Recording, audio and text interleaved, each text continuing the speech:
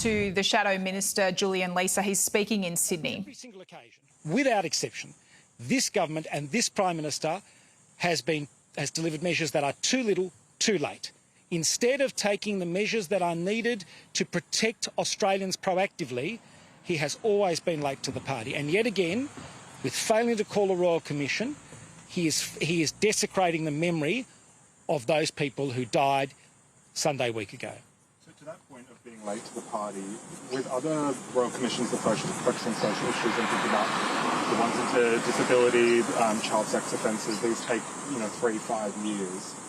I mean, the government has said this will take too long. Are you concerned that this would just delay any further action? That's an appalling excuse from the government not to get to the root causes of these issues. The government should crack ahead with reforms, but that should not be an excuse not to get to the bottom of this. Anti-Semitism in our country is a disease that must be addressed, and it must be addressed in every factor and across every vector. There is no excuse now not to have a Royal Commission into the events that led up to the tragic murder of 15 innocent lives and the way in which anti-Semitism has been allowed to ferment across every sector of this society. There's been Jewish people in this country since the First Fleet. I mean, the scope of a Royal Commission into anti-Semitism as a broad term is massive. What do you personally think the terms of reference should be? Well, I agree with the terms of reference, and I had input into the terms of reference that were announced by my friend and colleague Andrew Wallace with the Leader of the Opposition, Susan Lee. You have to look beyond the issues, the immediate issues of law enforcement and intelligence matters that relate to the shooting, because that shooting didn't happen in isolation. It happened in an environment where anti-Semitism has become ingrained and normalised, to use the words of the Special Envoy, across too many sectors of our society.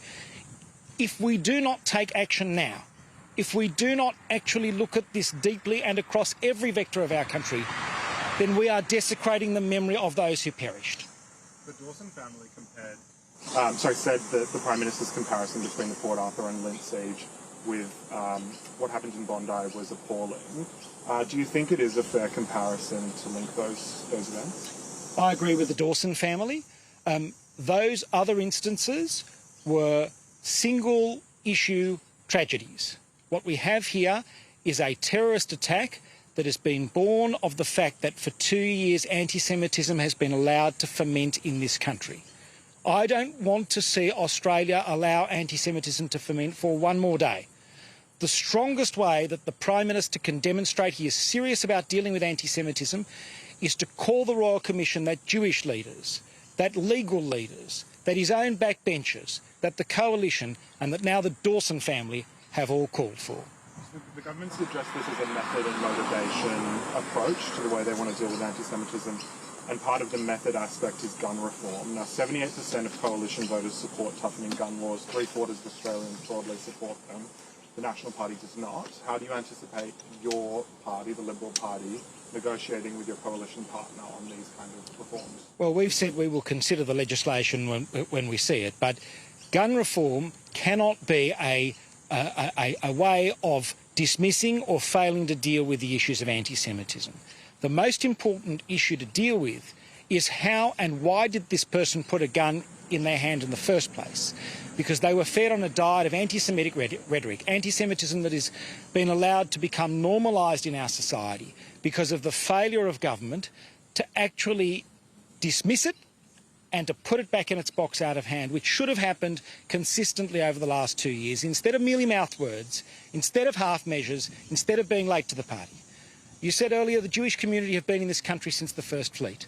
The Jewish community have contributed to Australia in every imaginable field since the time of the First Fleet. We need a country, Australians want a country, where people, regardless of their faith, regardless of their religion, regardless of their background, can make a contribution to this country, where law-abiding people are entitled to the full protection of the law. And that is not something that has been afforded to Jewish Australians under this government. Have any members of the Shadow Cabinet spoken directly with Isaac Herzog, and do you personally plan to meet him when he comes to Australia? I can't speak for other members of the Shadow Cabinet. If I'm invited to meet President Herzog, I'd be happy to meet him. Have you spoken? Thank you.